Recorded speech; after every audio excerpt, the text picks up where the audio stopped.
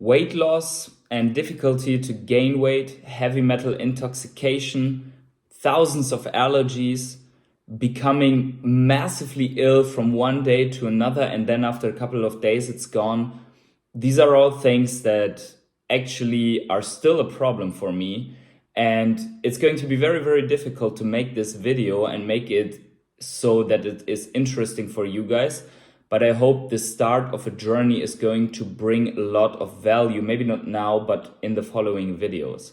So welcome to PH Health and Adventures, which will be the adventures of myself trying to find very good health, because all of the aforementioned things are actually things that I have a problem with.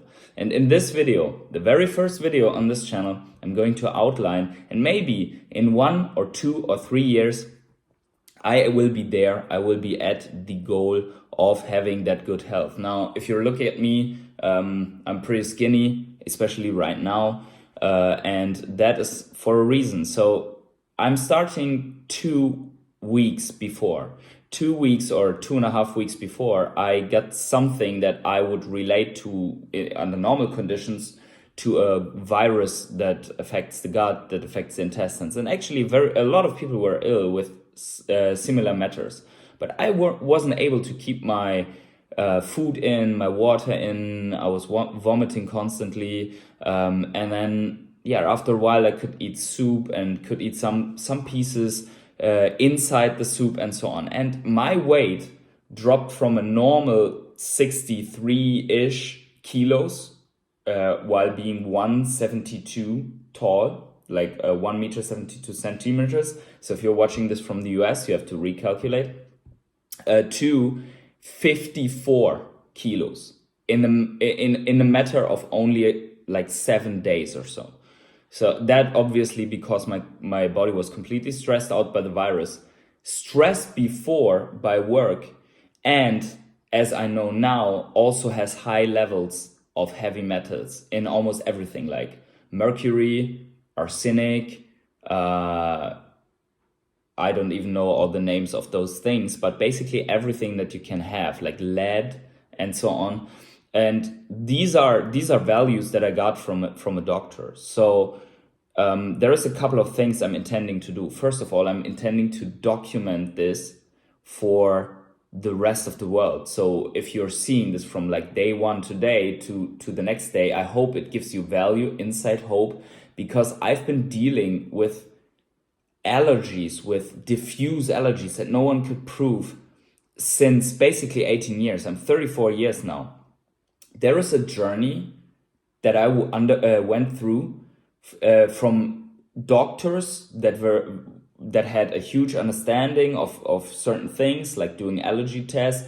For example, they tested like lactose. Okay, I was lactose intolerant. They tested fructose. I was suddenly fructose intolerant, which I wasn't before. Like the 18 years before, I could eat fruit, and then suddenly I couldn't eat fruit anymore.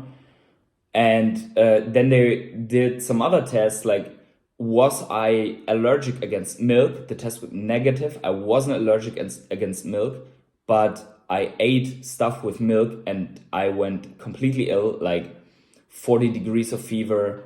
My joints, my everything, like where the nerves went, was aching, like other people have the flu. And then I realized it's not only the milk and the fruit and the milk sugar, but it also went suddenly that I ate other stuff and I became ill, or I had brain fog, or I had severe other problems, like my intestines did hurt or started to swell. And whenever that happened, my hunger completely went away because nothing was coming through my intestines. So you already see, like, we have different problems here. Like, we have heavy metal intoxication, we have these intestinal problems, and then also getting ill and losing a lot of weight through that. And that basically was from 18 years, without the exception when I was in the army. Somehow the army food didn't do me really harm, and all of that stuff didn't do anything to me. But after that, it became worse. And one component, and I think one very severe component of that, was also stress. Because when I got into university, I was really stressed out by always being on the cusp of falling out of the university and had existential fears. And whenever that happened, it seemed that the little things that I couldn't eat anyways, which I thought I couldn't eat, impacted more than when I was on holidays or with my grandparents and they were cooking food for me. So you can see that really and I will reveal this here. So when I was in Brazil on a 1 month holiday without any stress, I looked like this. And when I just came out of that illness that I told you about, where I was not able to eat anything anymore, I looked like this. So you see the difference here, right? You have one healthy guy and then one guy that looks like a lab rat after all the tests that you can run, like a naked lab rat, something like that. So, and I'm done with that. I don't want to do this anymore. Like don't want to feel like this anymore.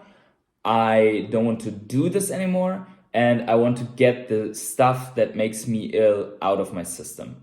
And in the next videos, I'm going to reveal more and more about what has happened to me. But one thing is very, very important to me. If you're watching this, probably like 2 people are going to watch this as a first video. But if you're watching this, there are so many channels out that have such great content about nutrients that you have to take and about how to deal with different diets like ketogenic, carnivore, plant-based and whatnot. First of all, I'm going to test them out on myself. And secondly, I am probably one of the few exceptions that tries to apply carnivore and keto right now on little health, little weight and not much weight. So you see most of the channels that are out there, they are focused on people that are overweight or obese trying to lose weight. And almost every video evolves around how to use keto to lose weight. But I'm going to try to apply all that stuff to get better, to increase my weight, to increase my health. And I'm going to test different things. Like it's not like it's set in stone that I'm doing carnivore now and then keto and that's it, right? No, we're going to test these things. And also, I'm going to document for you what I'm going to do about the heavy metal intoxication, because I'm not going with like some chlorella and spirulina and stuff like that. It's already scheduled. I will be undergoing a medical treatment that involves an infusion. And I'm going to go into more detail once this happens, right? But and I will try to describe the side effects and everything that I feel for you guys.